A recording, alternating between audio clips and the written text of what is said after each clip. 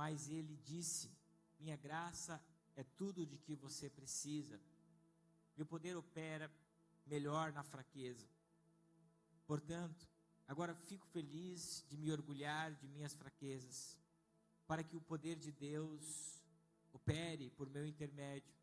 Por isso, aceito com prazer fraquezas, insultos, privações, perseguições e aflições que sofro por Cristo.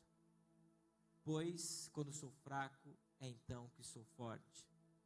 Senhor Deus e Pai, te louvamos pela Tua palavra, e que nessa noite ela faça morada em nosso coração, nos aprimore, nos traga o consolo que precisamos.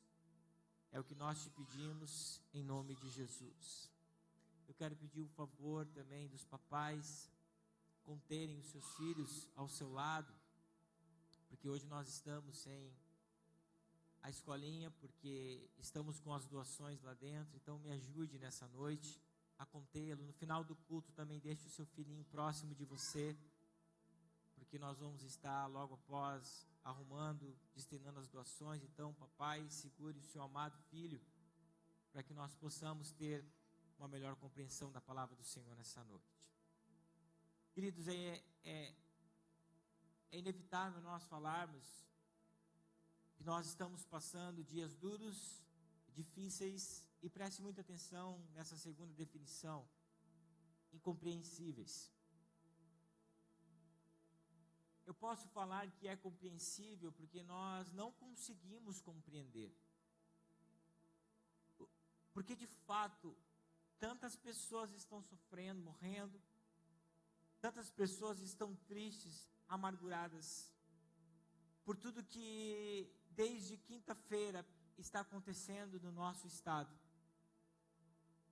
Só que o que nós não podemos fazer, de forma alguma, é questionar Deus e sua soberania sobre todas as coisas. Porque nós precisamos entender que tudo é do Senhor, provém do Senhor, e Ele é Deus sobre todas as coisas. Mas o que nós não podemos fazer é perguntas como: por que Deus mandou chuvas? Por que Deus não parou as chuvas? E não podemos procurar respostas para essas perguntas, porque nós não temos. E não podemos criar respostas. Como eu recebo em grupos que eu estou da cidade, pessoas querendo arrotar santidade, querendo decifrar profecias, para dizer: uau, isso é um juízo de Deus, Deus está castigando a terra. Nós não temos como trazer essa resposta, e não podemos afirmar que de fato seja isso. O papel da igreja nessa hora é trazer o consolo para aqueles que estão necessitados e aflitos. Este é o papel, esta é a luz, esse é o sal que precisa estar fora do saleiro. Não para querer responder perguntas, não para querer dar respostas em cima do sofrimento, porque nós podemos ser igual os 3 amigos de Jó, que queriam dar respostas ao sofrimento de Jó. E as respostas que esses amigos traziam para Jó é que ele estava em pecado, e Deus estava trazendo juízo sobre ele. O texto que eu trago para vocês nessa noite como introdução, que nós lemos, fala sobre um problema pessoal de um dos homens mais admirados da Bíblia. Ao meu ponto de vista, depois de Jesus, para mim o mais admirado da Bíblia, que é o apóstolo Paulo. E o apóstolo Paulo, quando ele escreve isso na sua segunda carta aos Coríntios, ele está falando que tinha um problema pessoal, e esse problema pessoal era algo forte, que o afligia. E ele fez petições ao Senhor. Pediu socorro ao Senhor. Clamou ao Senhor mais de uma vez. E segundo a perspectiva humana, o Senhor não respondeu como ele queria, apenas disse: Paulo, a minha graça te basta. A salvação que você tem em Cristo Jesus, em um mundo de aflições, em um mundo de perseguições, é o que é necessário para você. Então, meus irmãos, existem coisas que jamais serão respondidas, que jamais teremos respostas, que jamais entenderemos e não podemos querer encontrar essas respostas e querer responder por Deus. Muitos querem responder por Deus. Apenas precisamos aceitar a soberania de Deus, sem querer responder. Apenas entender que aquilo que ele disse para Paulo foi: a minha graça te basta. Então, aceite o que eu estou falando para você. Mas aí eu quero levantar uma pergunta. Nessa noite eu quero que você pense.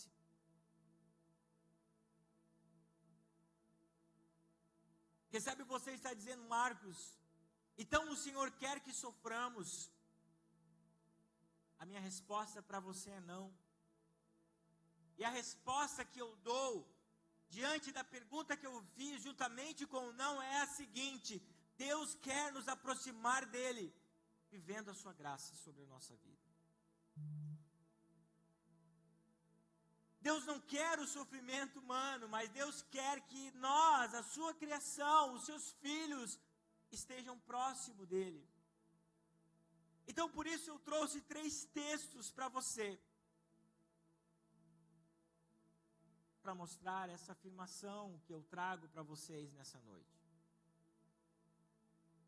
O salmista, no Salmo 145, versículo 18, fala sobre um desejo do Senhor em relação a cada um de nós. O Salmo 145, versículo 18, diz o seguinte: o Senhor está perto de todos os que invocam. Sim, de todos os que invocam com sinceridade. O texto que nós acabamos de ler, e eu quero que deixe em tela, por gentileza, fala que o Senhor está perto de uma pessoa que tem uma ação e de uma pessoa que é. A ação é clamar. E aquilo que essa pessoa é ou deve ser é ter sinceridade.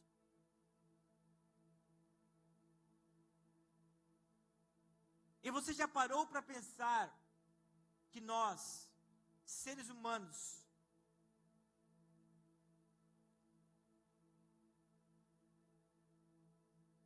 no momento que nós mais estamos com sinceridade diante do Senhor é quando nós estamos sofrendo. O ser humano, ele tem a tendência de invocar ao Senhor, de se lembrar do Senhor. Até um ateu, possivelmente, quando ele estiver em perigo, ele vai recorrer a Deus e vai clamar: meu Deus!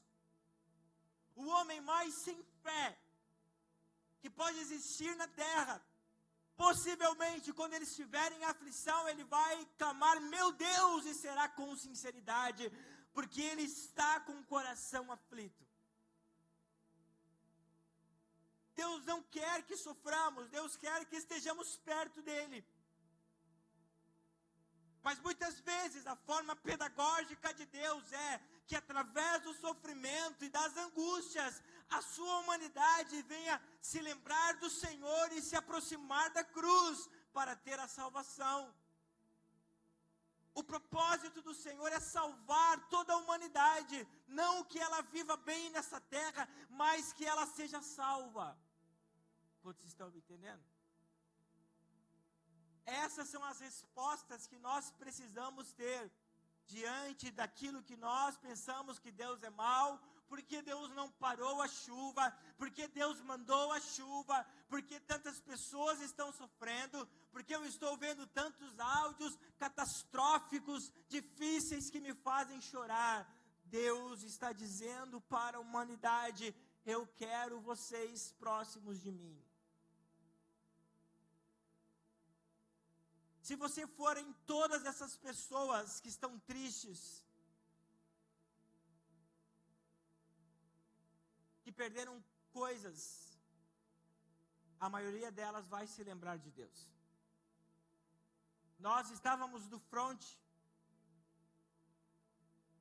a maioria fala em Deus, porque o sofrimento aproxima o homem de Deus, com sinceridade. E o Senhor está perto de corações sinceros, e que clamam. Você está me entendendo?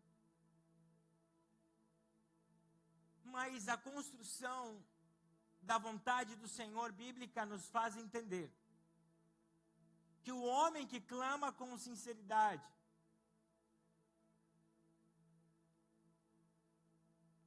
para a vida dele existe esperança.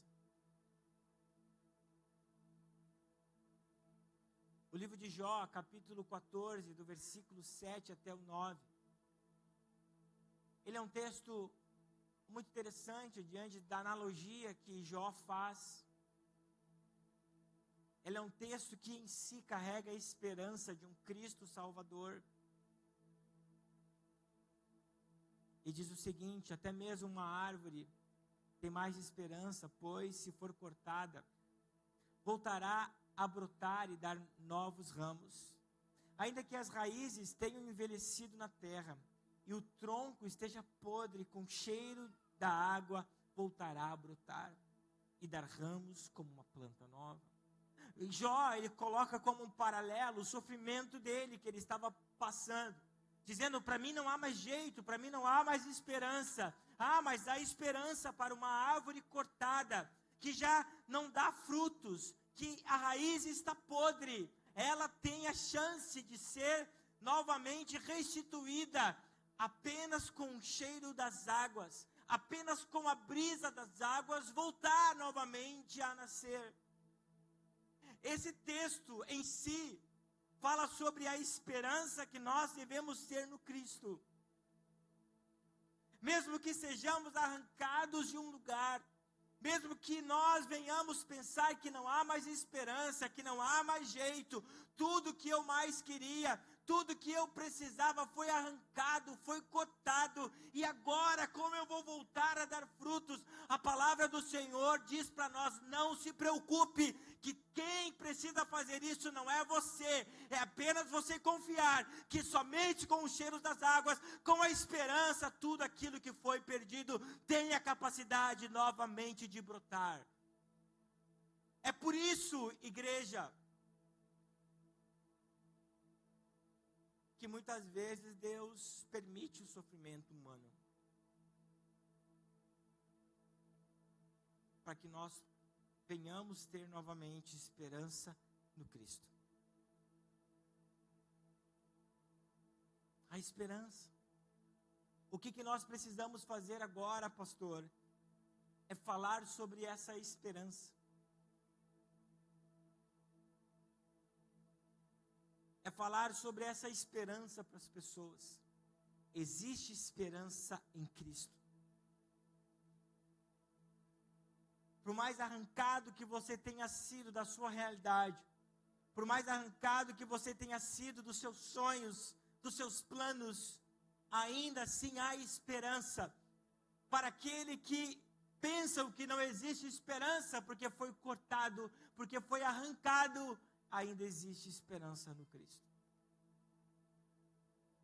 O sofrimento leva o homem a ter fé em Cristo. Foi isso que o Senhor Deus respondeu para o apóstolo Paulo no seu espírito, dizendo: Paulo, entenda que durante a vida você vai ter sofrimentos. vai ter espinhos na carne. Espinho na carne para nós, assim como para Paulo, significa coisas que são insolúveis. Que nós vamos conviver com aquilo que dói. Alguém aqui já pisou em uma roseta ou em um espinho? Ou já teve uma ferpa no dedo? Você está com ela lá e você não tirou ainda. E de repente você aperta aquela, felpa, não sei, pedaço de pau na sua mão, no dedo. Você aperta aquilo, você lembra que você tem aquela dor. É assim ou não é? Assim são coisas da vida. Nós vamos estar vivendo normalmente. Aí de repente nós apertamos aquele lugar e lembramos que temos um espinho na carne. Mas mesmo com esse espinho na carne, o Senhor diz para nós: a salvação, a minha graça, o favor imerecido na sua vida, é isso que basta. Tem doenças que nós não vamos ser curados, tem sonhos que não vão se realizar, mas mesmo assim, Cristo na nossa vida nos basta.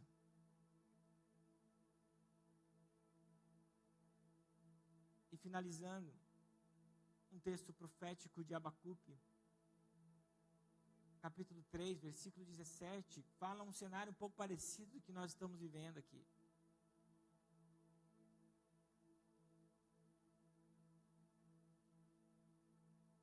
Israel era uma cidade, naquele tempo, cuja sua economia era agrícola, era pecuária. Israel precisava de chuva.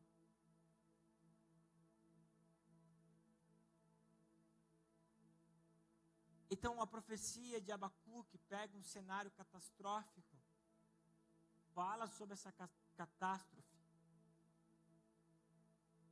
Mas sempre diante de uma catástrofe, o Senhor sempre mandará esperança para o seu povo. Se você pegar todas as profecias do Antigo Testamento, quando Deus manda a sua lei e o seu juízo, logo em seguida você sempre vai ver a revelação da graça dele. E o profeta diz o seguinte: ainda que a figueira não floresça, e não haja frutos na videira, ainda que a colheita de azeitonas não dê em nada, e os campos fiquem vazios, improdutivos, ainda que os rebanhos morram nos campos e os currais fiquem vazios,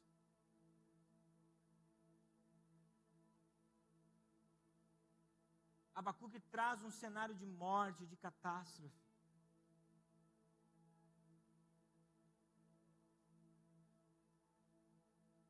Mas diante disso vem a esperança depois da vírgula, que é uma conjunção adversativa, que coloca a adversidade entre as duas frases, que contradiz aquilo que a anterior está falando. Eu quero que você entenda, meu irmão, que quem sabe diante desse cenário difícil da sua vida, existe uma vírgula. Existe uma conjunção adversativa.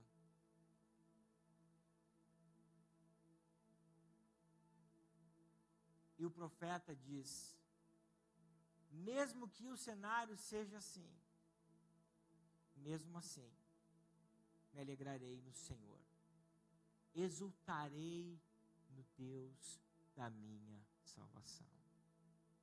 Quando existe essa conjunção adversativa, está dizendo que essa adversidade que o povo de Israel estava passando, que eu e você, quem sabe, estamos passando, ainda não é o final da história.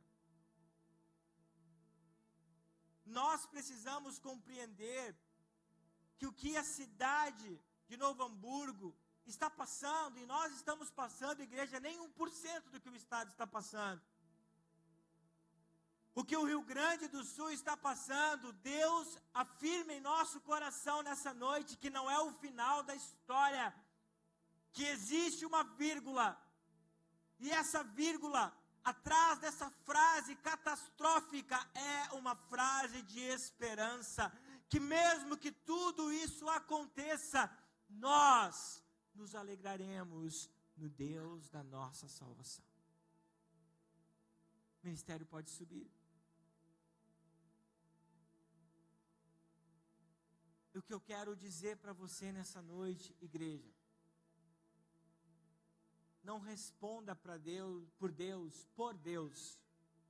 Não assine as suas palavras, ou melhor dizendo, não fale as suas palavras dizendo que Deus assinou. Isso é juízo. Fale palavras de esperança. Porque por mais que Deus mande ou mandou juízo no Antigo Testamento e continue mandando, quem sabe, sempre há uma palavra de esperança. E a palavra de esperança para nós, para os dias que nós estamos passando, é Jesus. O sofrimento nos aproxima de Deus. O sofrimento faz-nos lembrar que existe um Deus que é todo poderoso, que tem poder de restituir, que tem poder de sarar, que tem poder de libertar e que tem poder de transformar.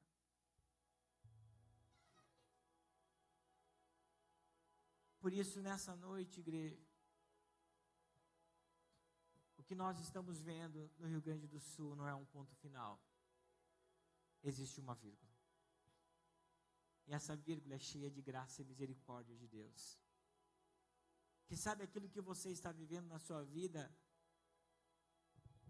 é difícil, mas eu quero te falar nessa noite, de acordo com a palavra do Senhor, não é o ponto final. Existe uma vírgula. Que vai levar para você em uma frase que vai contradizer aquilo que é primeiro cenário que você está vivendo, quem sabe? Dizendo que você vai se alegrar no Deus da sua salvação. Mesmo em dias de sofrimento, mesmo em dias de tristeza, mesmo em dias de angústia,